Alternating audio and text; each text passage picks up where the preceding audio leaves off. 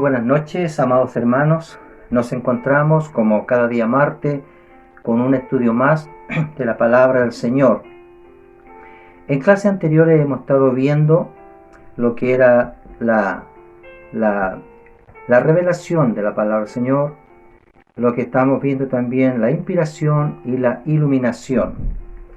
Y hoy día vamos ya a cerrar ya este tema con las evidencias de la inspiración de las Escrituras. Con esta clase terminamos el tema de la Biblia respecto a estos tres subtemas que hemos estado viendo, y ya la otra semana comenzaríamos con un nuevo tema maravilloso también, que es un tema acerca de las doctrinas de Dios.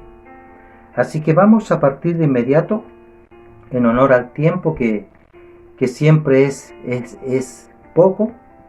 Vamos a partir diciendo, hermano, que a modo de introducción quiero entregarle quizás algunos datos asombrosos o curiosos de la Biblia.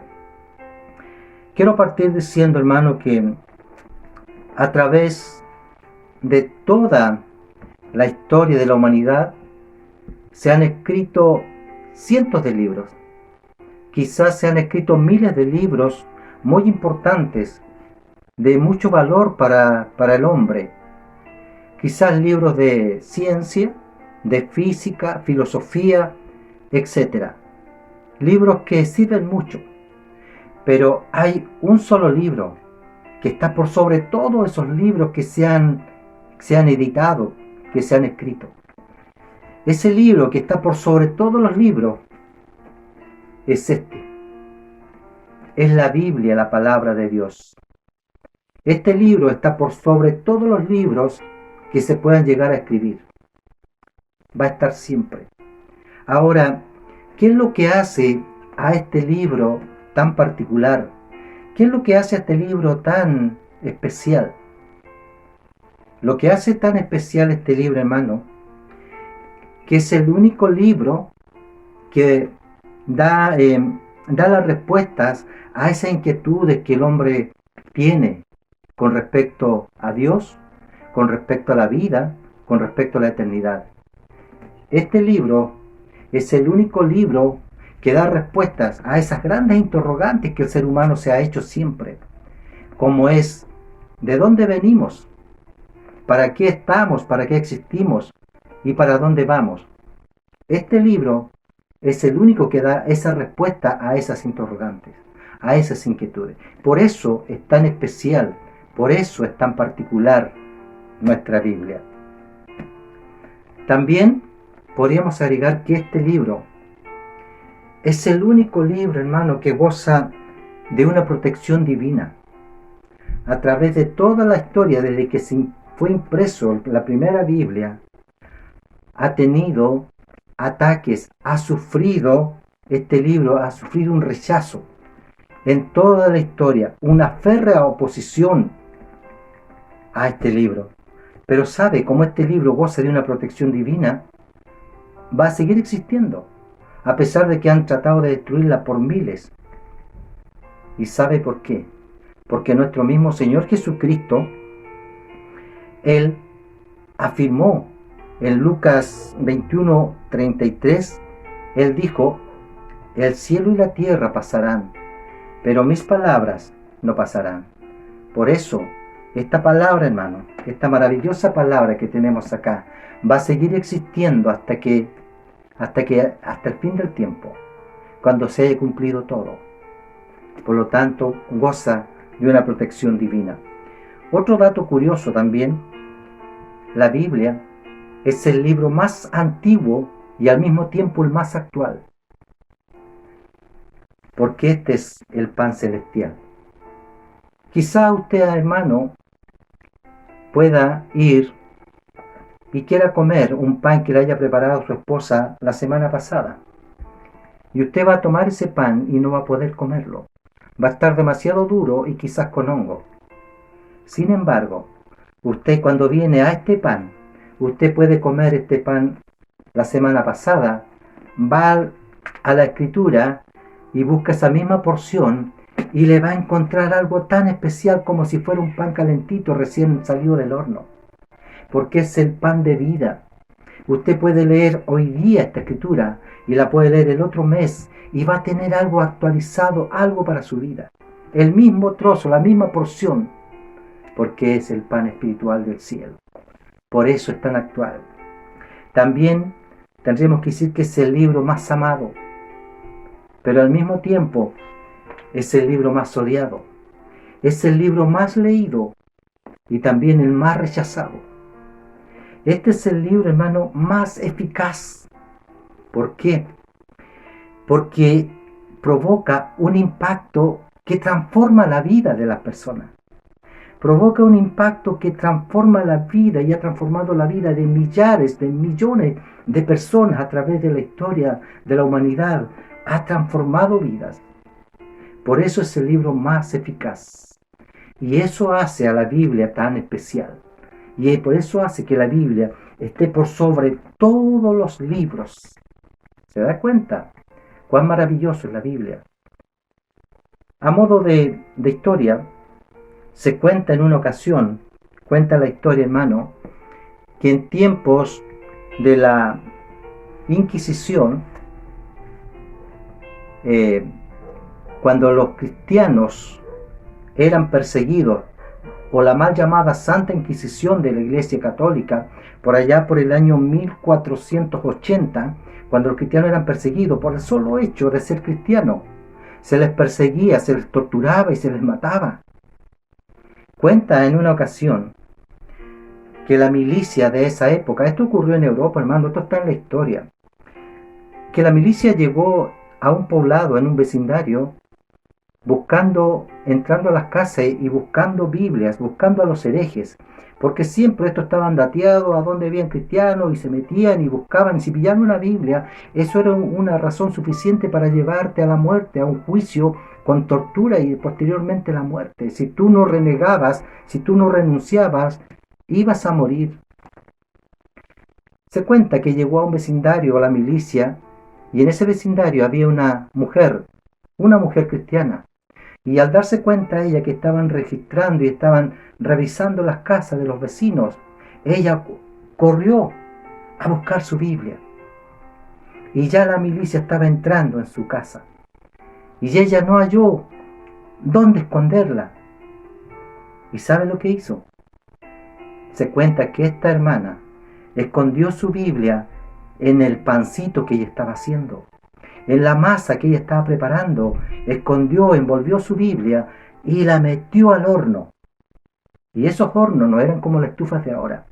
Eran hornos de piedra que daban una calor muy, muy buena para cocer el pancito. Me imagino un pancito salido de un horno así.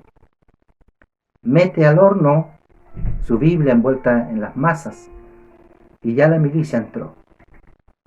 Registraron toda su casa. Dieron vuelta a toda su casa buscando la Biblia y no la encontraron. Al cabo de un tiempo, hermano, se retiró la milicia, se fue y ella fue corriendo al horno en busca de su Biblia. Y sabe que allí ocurrió un milagro maravilloso. Ocurrió un milagro, porque cuando ella sacó su pancito, sacó su Biblia, sabe, hermano, este maravilloso libro no había sufrido ningún deterioro a causa de la calor, ni siquiera se había calentado, y sin embargo el pan estaba todo cocido. Pero la Biblia no había sufrido daño alguno. Qué maravilloso, qué tremendo y qué grande Dios cómo protege su palabra. Y también qué maravilloso es ver cómo esta mujer esconde su Biblia arriesgando su vida. Porque si le pillaban la Biblia, ella se iba a ir. Y si ella no renegaba, ella iba a ir a la muerte. Hermano, que es grandioso pensar cómo estos hermanos allí daban su vida por esta Biblia, porque no renegaban su fe. Y muchos de ellos, hermano, solamente conservaban trocitos, pedacitos de la Escritura, y se las pasaban unos a otros, y se las prestaban, y otros copiaban de ese trocito, porque la guardaban con tanto amor y cariño. Así era en el tiempo de la Inquisición, allá por el año 1480, cuando empezó la mal llamada Santa Inquisición de la Iglesia Católica. Y sabe, hermano, se cuenta y se dice que esa Biblia de aquella mujer, de aquella hermana, aún se conserva ahí en el... No es biblioteca, es donde se recuerdan las cosas. Se conserva esta Biblia en el museo de Ohio, en Estados Unidos. Se dice que esa Biblia aún se conserva como un testimonio de la Inquisición de aquella época. Qué maravilloso es y qué grande es pensar cómo estos hombres, cómo estas mujeres, muchos de ellos dieron su vida por defender, por amor a esta palabra, por amor a esta verdad. Ahora, yo te pregunto, hermano, te puedo hacer una pregunta. ¿Qué significa? ¿Qué significa la Biblia para ti? ¿Qué significa o qué lugar ocupa en tu vida, en tu corazón, la Biblia? ¿Qué lugar ocupa en tu corazón? ¿Estás dispuesto a obedecerla por amor? Porque esta Biblia es la guía de fe y práctica. ¿Tú estás dispuesto a obedecerla por amor? O te hago otra pregunta. ¿Estás dispuesto, viendo todo lo que en el contexto de nuestros hermanos que dieron su vida, estás dispuesto a sufrir por ella? Son preguntas que nosotros debemos reflexionar para ver cómo está nuestro cristianismo.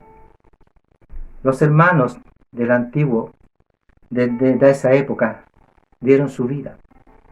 Fueron a la tortura por amor a esta verdad. Nosotros no sé si estaremos quizás dispuestos a sacrificar todo lo que nuestros hermanos en el pasado sacrificaron. Eso te quería comentar, hermano. Ahora yo no sé, hermano, yo no sé si tú estás relacionando los estudios que está dando nuestro hermano Carlitos cada martes con lo que yo estoy haciendo. En clase antepasada nuestro hermano Carlito habló de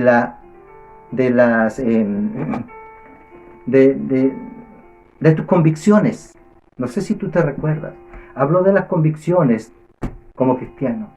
Esos hermanos tenían una convicción tan fuerte y tan profunda que eran capaces de dar su vida.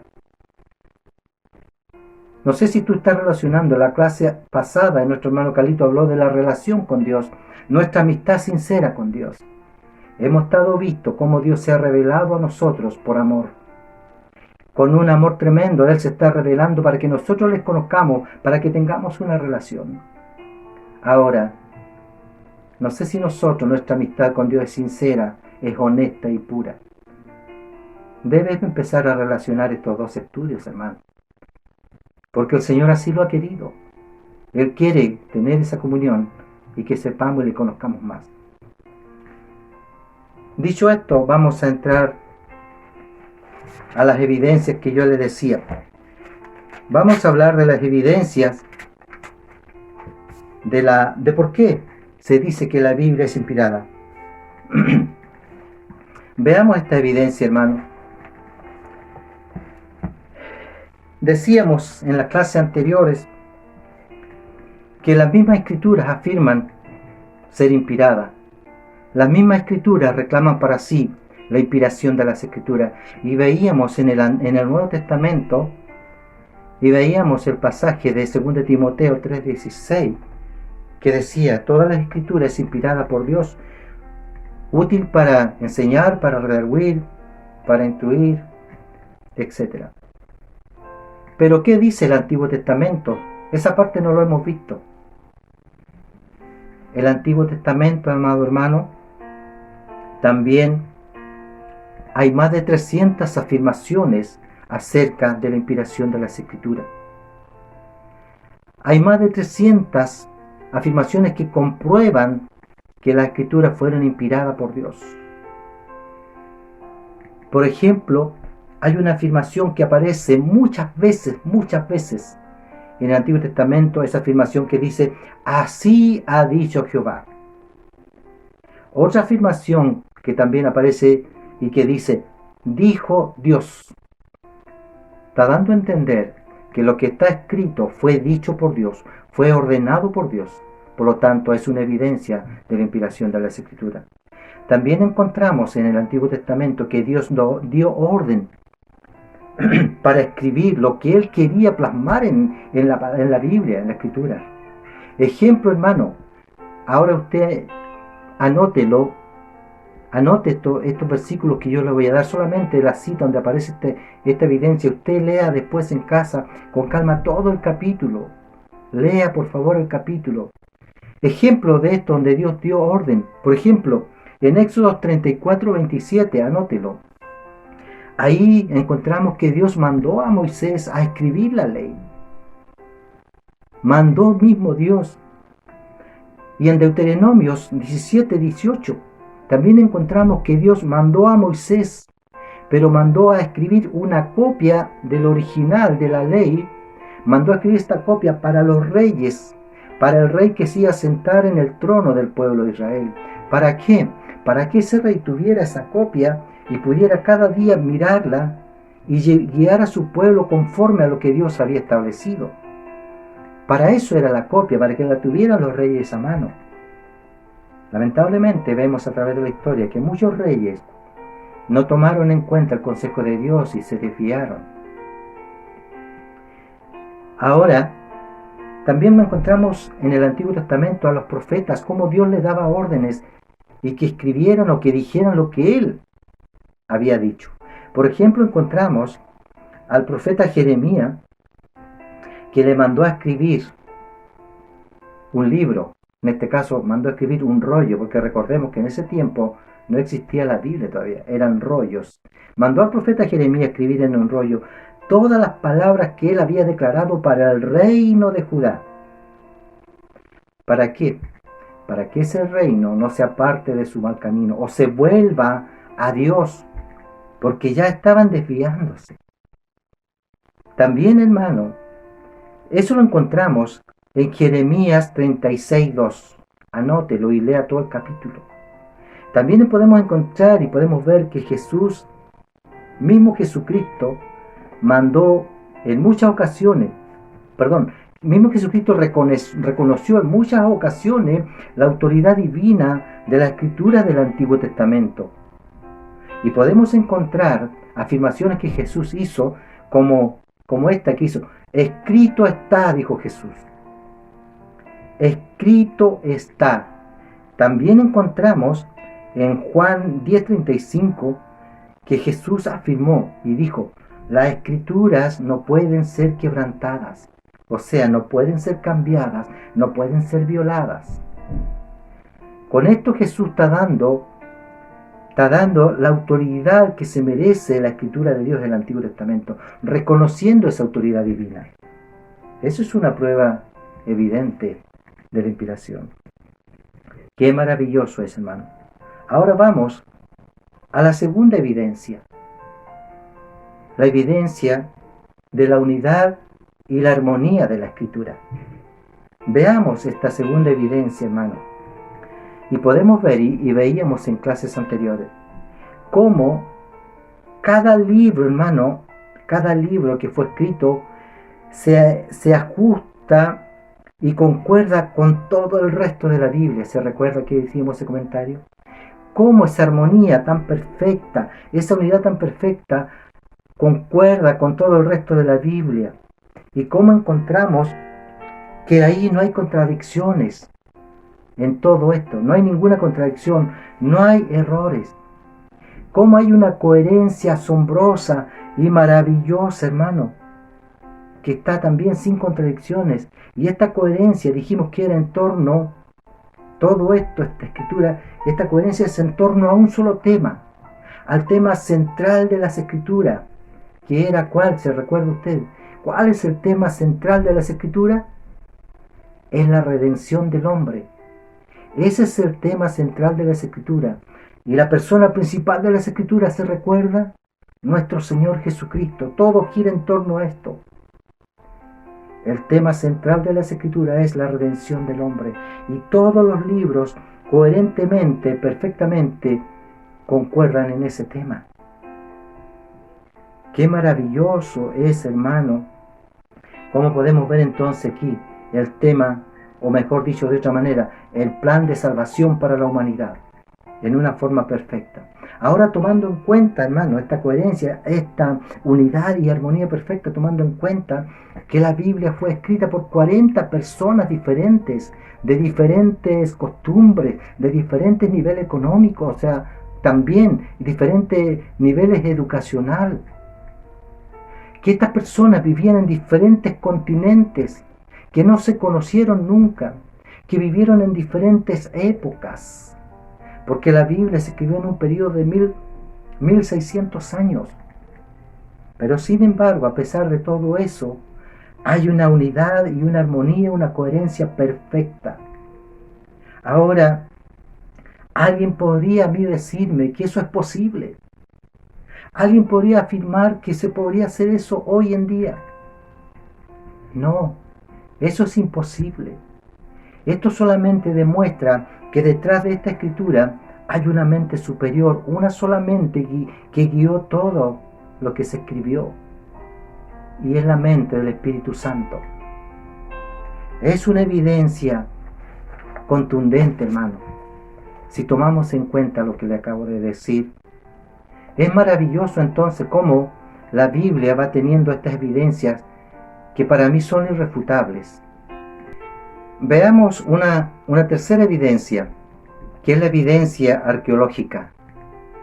Hermano, esta evidencia es para los ateos, es para los incrédulos que necesitan ver para creer, es para aquellos que contradicen a la Biblia, para aquellos que dicen que la Biblia es una historia, que parte de la Biblia son fábulas. Esta evidencia es para ellos. ¿Por qué? Porque si yo le dijera a un historiador, si yo le dijera que la guerra del Pacífico del año 1879 no existió, que es una leyenda, y que su prócer máximo, el capitán Arturo Prat, que es el prócer máximo de la Armada, es un personaje ficticio que tampoco nunca existió, capaz que el historiador me pegaría una bofetada y me llevaría inmediatamente y me diría: vamos al puerto de Talcahuano y allí vamos a encontrar al Huáscar, y en su cubierta vamos a encontrar el lugar marcado donde murió Arturo Prat. Ahora vamos a Iquique y podemos ir a la cripta donde están los huesos, está sepultado Arturo Prat. Y quizás me llevaría a la bahía de Iquique donde está marcada, y quizás me metería con los buzos de la Armada y me sumergiría para ver la esmeralda que también está ahí.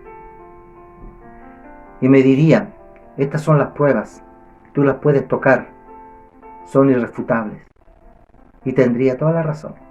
Esto mismo ocurre con las pruebas arqueológicas acerca de la evidencia, hermano, de la Biblia. ¿Sabe? En el Medio Oriente se han hecho cientos de excavaciones arqueológicas para buscar la respuesta a lo que la Biblia dice, en busca de las historias de los pueblos antiguos, de las ciudades antiguas que menciona la Biblia, de los nombres que menciona la Biblia. Se han hecho excavaciones para buscar esas evidencias. Y cuán grande ha sido su asombro y cuán glorioso es nuestro Señor Jesús, que le permite a estos hombres descubrir esto, que todo lo que se dice en la Biblia es verdad y es real. Cuando han descubierto estas evidencias, hermano, se han asombrado ellos, porque todos esos lugares que menciona la Biblia, todas esas ciudades, todos esos personajes han salido a la luz. Sí, por ejemplo, en una excavación que se hizo, por nombrar solo uno, hay cientos de pruebas, hermano, muchas pruebas contundentes. En una excavación que se hizo en Mari, que es una ciudad muy antigua, ¿ya? Una ciudad que data del año 1400 antes de Cristo. Y esta ciudad estaba establecida sobre el río Éufrates. Cuando se hizo una excavación se encontró allí una evidencia contundente. Se encontraron tablas de arcilla que tenían escrituras, inscripciones, y que daban cuenta de la existencia del pueblo de ese lugar, y daban cuenta de la existencia de un pueblo ya desaparecido, los elamitas, que menciona la Biblia en Génesis 14. La escritura daban cuenta de eso, y más aún, entre esa escritura se encontraron los nombres de los patriarcas. Se encontró el nombre de Abraham, de Jacob, de Leví, de Ismael y otros más, inscritos ahí como un testimonio vivo, palpable, una evidencia irrefutable, hermano, de lo que está en la Biblia. Ocurrió realmente, que existieron los lugares, que existieron las personas, tal como el ejemplo que le acabo de mencionar. Sin ir más lejos, amado hermano, hace años atrás, esto lo dieron en televisión, pero cuando se descubre algo que es relacionado con la palabra, esa noticia es pasajera y no la dan nunca más. Pero cuando se descubre un huesito de un dinosaurio, te la dan 2, 3, 4 veces en los noticiarios para reafirmar que nosotros somos de la evolución, que venimos del mono. Sin embargo, esto no lo dan. ¿Por qué? Por una razón muy, muy simple y muy lógica. Este sistema está gobernado por el rey, por el señor de este mundo, y él no le gusta que se den a conocer estas noticias. Yo recuerdo que en una noticia vi que que este descubrimiento fue allá en Turquía, en el monte de Ararat. Ahí en Turquía, este monte Ararat está en la frontera con Irán.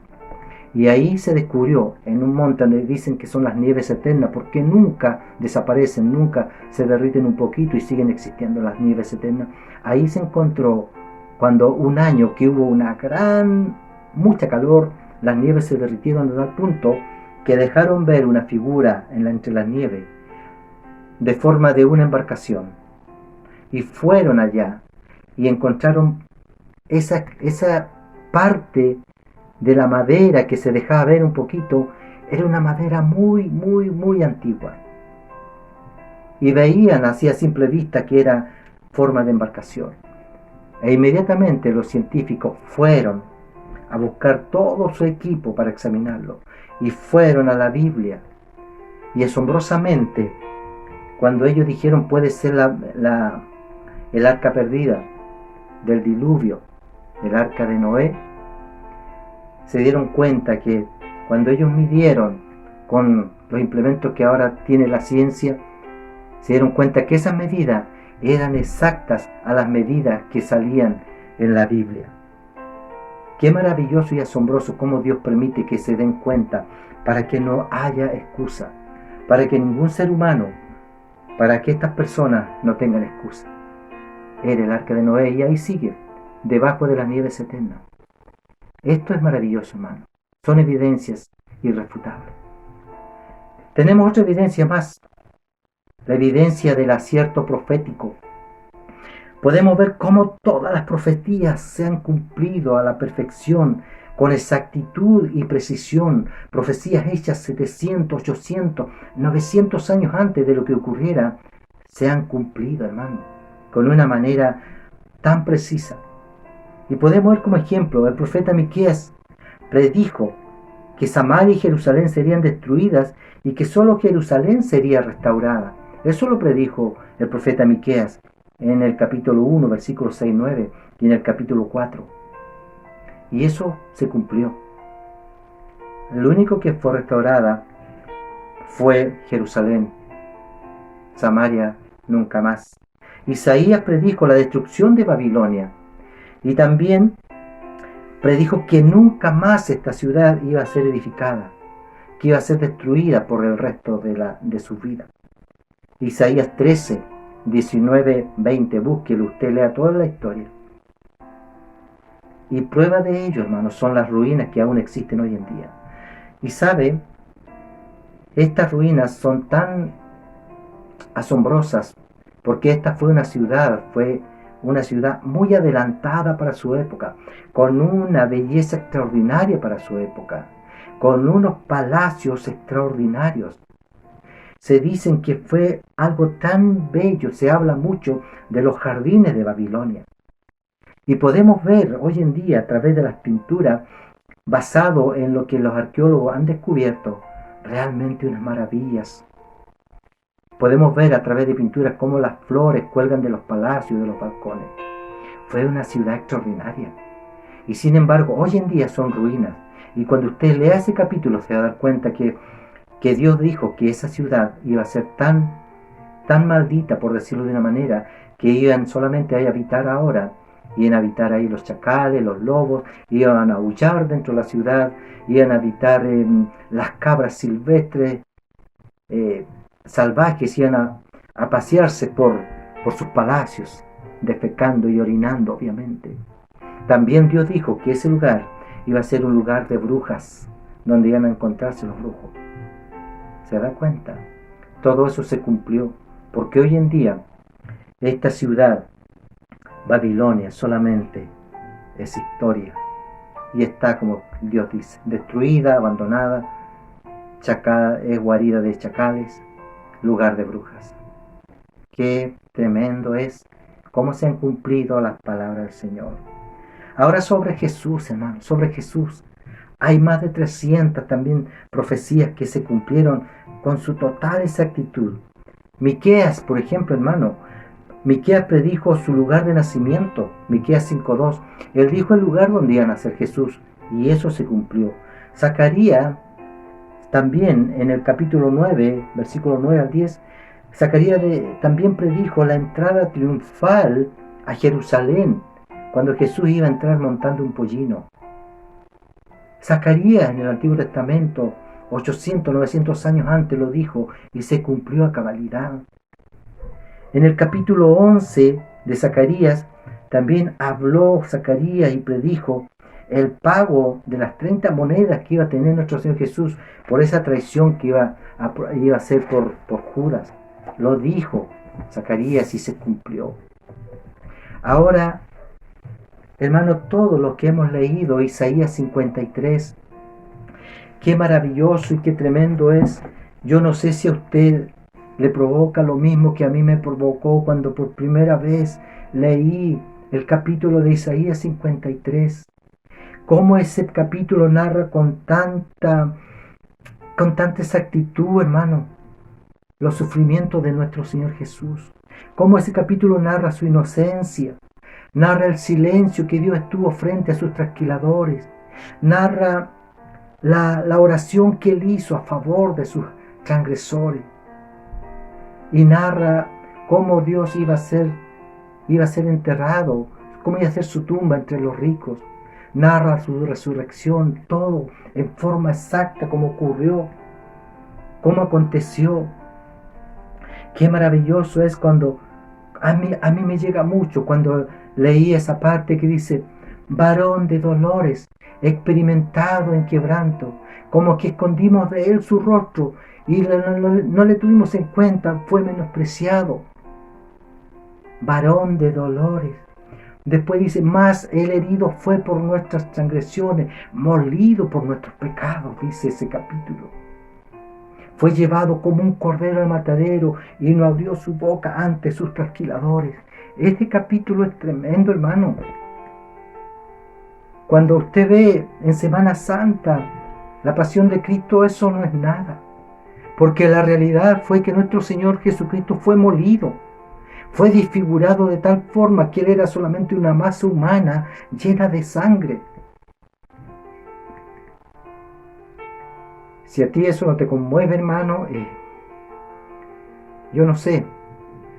A mí me llega mucho saber que nuestro Señor Jesús fue desfigurado a golpes, su cuerpo sacado los pedazos de carne con esos látigos que se usaban especialmente para eso, por amor a nosotros, por amor a ti, por amor a mí. Dios fue a ese punto, a esa humillación, siendo Dios, se despojó de su gloria. para venir en rescate de nosotros.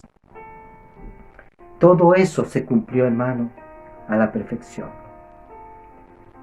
Es grandioso, es maravilloso. A mí me conmueve cuando veo esta parte, hermano. Y me dan ganas de tirarme al suelo, de pedir perdón al Señor, porque fue tanto lo que Él hizo por nosotros, por amor solamente. Esto a mí me conmueve.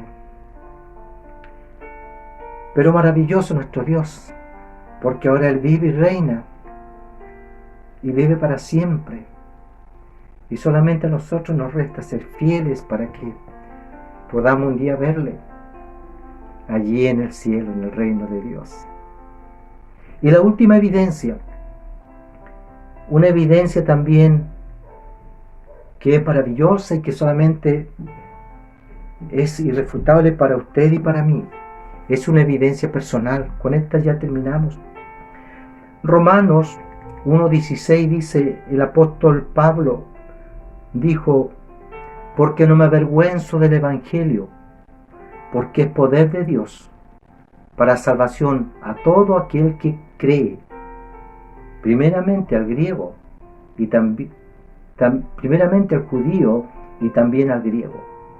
Significa que es para todos, es poder de Dios. ¿Sabe? La mayor evidencia de la inspiración de la Escritura es la experiencia personal que usted ha tenido.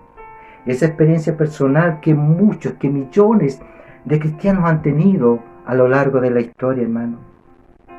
Y una experiencia que queda grabada a fuego en tu corazón, en tu mente, en tu vida. Es una experiencia real que tú y yo sabemos que sí existe.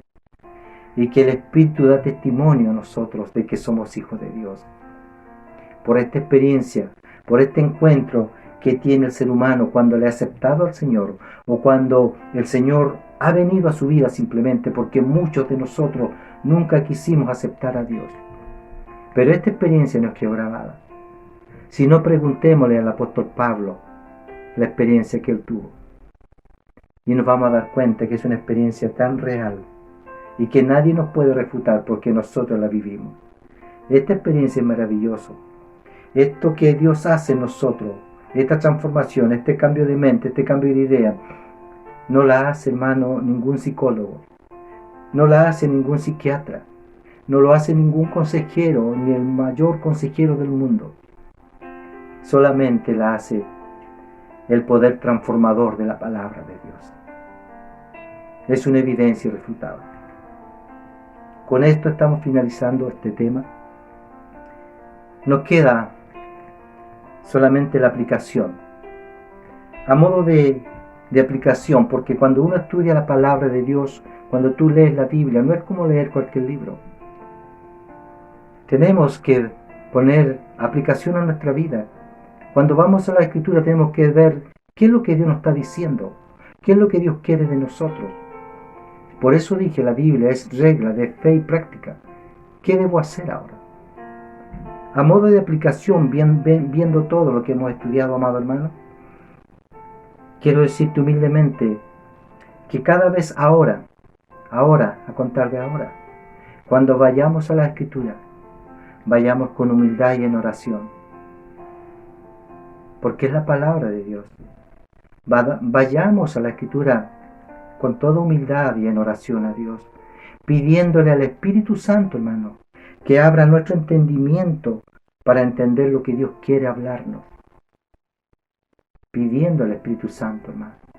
Así como Cristo, en Lucas 24, Jesucristo tuvo que abrirle el entendimiento a sus discípulos para que ellos comprendieran las Escrituras, dice la palabra. También nosotros necesitamos que el Espíritu Santo abra nuestro entendimiento para entender lo que Dios quiere hablar. Esa es la aplicación que vamos a hacer de aquí en adelante. Y quiero plantearle un desafío. ¿Por qué? Porque debemos reconocer, hermano, que nosotros somos muchas veces flojos para leer la Biblia. y decimos que el alimento diario, este es un alimento diario, la palabra de Dios, y muchas veces nos alimentamos mal porque no leemos, estamos raquíticos, estamos débiles porque no nos alimentamos de la palabra de Dios. Mi desafío es el siguiente, hermano. Vamos, hagámonos un plan. Yo les propongo que leamos las escrituras mínimo, esto es lo mínimo, 3 veces a la semana, hermano. Vayamos a una porción de la escritura. Una vez que la hemos leído, podamos quedarnos con esto durante todo el día y meditar en ella. Antes de acostarte, medita lo que tú leíste. Luego al otro día o a los 2 días vas a otra porción de la escritura y la lees y vuelves a hacer el mismo ejercicio. Medita en ella durante todo el tiempo que puedas, durante el día, antes de acostarte, durante la noche. Medita lo que tú leíste en la mañana. Yo te aseguro, hermano, que pasado un tiempo vas a ver el cambio que ellas producen en ti. Tú vas a ver ese cambio, porque la palabra es viva y es eficaz. Tú vas a experimentar ese cambio, hermano. Vas a ver cómo Dios transforma tu vida de a poquito y cómo tú vas a empezar a llenarte de paz. Vas a empezar a llenarte de confianza en el Señor, amado hermano. Si tú haces este ejercicio, vas a ver el efecto que ella provoca. Y quizás va a despertar el interés de estudiar la palabra de Dios. Te lo digo, hermano, por experiencia propia. Eso es lo que provoca la palabra de Dios. Por último, nos queda la conclusión. La conclusión es la siguiente a todo este tema de la Biblia que hemos visto. Estas 3 clases ya. Ya dijimos que la Biblia es la palabra de Dios, como conclusión en clase anterior, pero ahora la conclusión que vamos a quedarnos, la encontramos en el Salmo 119:5. Qué sencillo lo que dice el Salmo 119:105. Lámpara es a mis pies tu palabra y lumbrera mi camino. Eso es la palabra de Dios, eso es la Biblia. Lámpara es a mis pies, es una luz. Una luz. En conclusión, amado hermano, la Biblia es la guía de Dios para todo cristiano. Eso es la guía de Dios para todo cristiano. La Biblia nos hace sabio, hermano. Nos hace sabio porque llegamos a entender el plan de Dios para nosotros. Eso es la Biblia. Y por último, la Biblia, este libro, nos prepara para ir al cielo, al encuentro con nuestro Creador. Eso es la Biblia. Hasta aquí la clase de hoy día. Que Dios les bendiga. La próxima clase ya empezamos con un nuevo tema, también maravilloso. Así que vamos a orar ya para finalizar y que Dios haya dejado una enseñanza para usted y para mí en este momento. Amado Señor, gracias por tu palabra. Gracias, Señor, por lo que tú nos enseñas cada día. Señor, solamente te alabo y te bendigo en esta hora. Solamente te doy toda la honra y la gloria. Solamente a ti, amado Dios. Todos los méritos son de ti, mi amado Jesucristo. Nada es nuestro, nada es mío, Señor. Todo es mérito tuyo, Dios. Gracias por cada uno de mis hermanos que escucha este estudio, Señor, de tu palabra. Gracias, Señor. Bendíceles, Señor. Bendice su vida, Padre. En el nombre de Jesús, tu bendición esté sobre nuestra iglesia, sobre nuestra familia, sobre los pequeños. En el nombre de Jesús. Amén. Amén. Que Dios les bendiga, amados hermanos. Les amo en el amor del Señor. Bendiciones a todos.